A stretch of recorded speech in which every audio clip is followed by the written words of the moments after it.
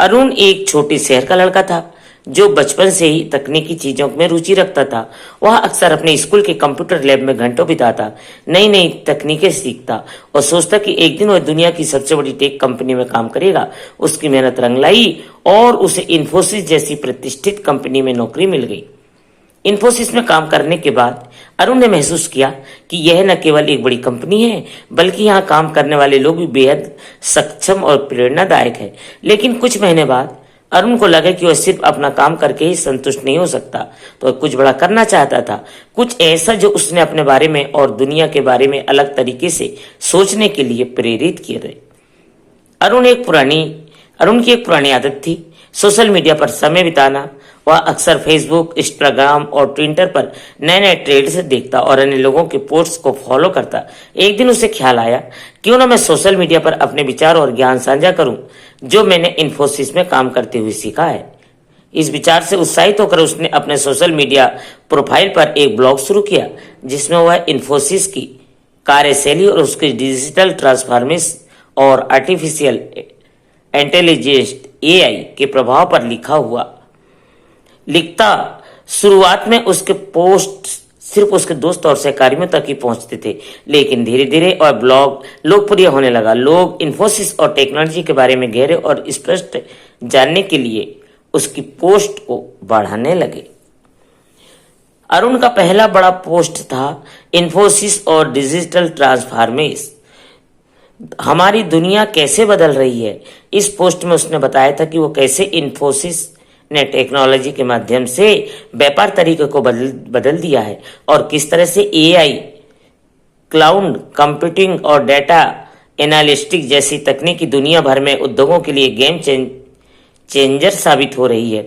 इस पोस्ट में social media पर धमाल मच गया और उसकी पहचान बढ़ने लगी। लोग उसे न केवल एक इन्फ्लुएंसर के रूप में बल्कि एक टेक्नोलॉजिस्ट और के तौर पर पहचानने लगे।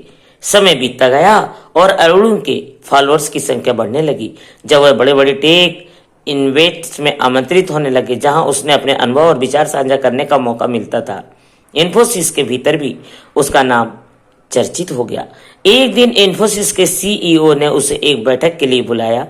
अरुण थोड़े हैरान था, लेकिन जब वह सीईओ के पास पहुंचा तो उसने देखा कि सीईओ ने उसके सोशल मीडिया पोस्ट पढ़े थे और उसकी तारीफ की। उन्होंने कहा, अरुण, तुम्हारी पोस्ट में हमें यह समझने में मदद मिली कि सोशल मीडिया का उपयोग सिर्फ ब्रांड प्रमोशन के लिए नहीं, बल्कि शिक्षा और ज्ञान के प्रसार के लिए भी किया जा सकता है। तुमने एक नया रास्ता दिखाया है। अरुण को यह सुनकर बहुत गर्व हुआ। इन्फोसिस ने उसे एक नई परियोजना में हिस्सा लेने का मौका दिया, जिससे उसका उद्देश्य था कंपनी के डिजिटल राजनीतियों को प्रभावी को बनना। उसका अलावा इन्फोसिस ने उसे मीडिया प्लेटफॉर्म पर भी कंपनी की गतिविधियों को साझा करने के लिए एक आधिकारिक चेहरा भी बना दिया। एक दिन इन्फोसिस के बड़े टेक इवेंट में अरुण ने एक स्पीच दी, जिसका शीर्षक था सोशल मीडिया और टेक्नोलॉजी, भविष्य की दिशा।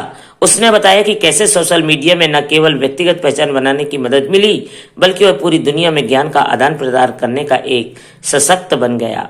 उसने एक भी कहा कि अगर सही तरीके से इसका उपयोग किया जाए तो सोशल मीडिया कंपनियां और व्यक्तियों की नई ऊंचाइयों तक पहुंचाने का साधन बना सकता है। अरुण की पहचान अब सिर्फ इन्फोसिस के एक कर्मचारी के रूप में नहीं थी, बल्कि वह एक प्रभावशाली सोशल मीडिया इन्फ्लुएंसर, एक टेक एक्सपर्ट और एक प्रेरणा स्रोत बन चुका था। अब वह युवाओं को सोशल मीडिया का सही उपयोग करने का विचार साझा करने और अपने सपनों को साकार करने के लिए प्रेरित करता था। अरुण की यह यात्रा ने यह सिद्ध कर दिया कि सोशल मीडिया केवल मनोरंजन का एक साधन नहीं, बल्कि ज्ञान और शिक्षा और कमाई का प्रभाव का एक शक्तिशाली मंच है। हो सकता है इन्फोसिस जैसी कंपनियां भी इसे अपनाकर अपने कार्यशैली और बेहतर बना सकती है। अरुण ने दिखा दिया कि व्यक्ति की पहचान सिर्फ उसकी नौकरी या कंपनी से नहीं बनती, बल्कि वह अपनी सोच और योगदान से दुनिया पर प्रभाव डाल सकती है।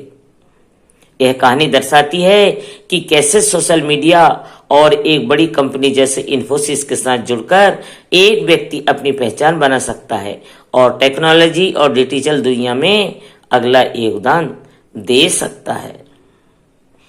दोस्तों, आपको हमारी ये सोशल मीडिया का कहानी कैसे लगी। अगर अच्छी लगी हो तो हमें जरूर कमेंट करें और हमारे चैनल को सब्सक्राइब करना ना भूलें। धन्यवाद दोस्तों।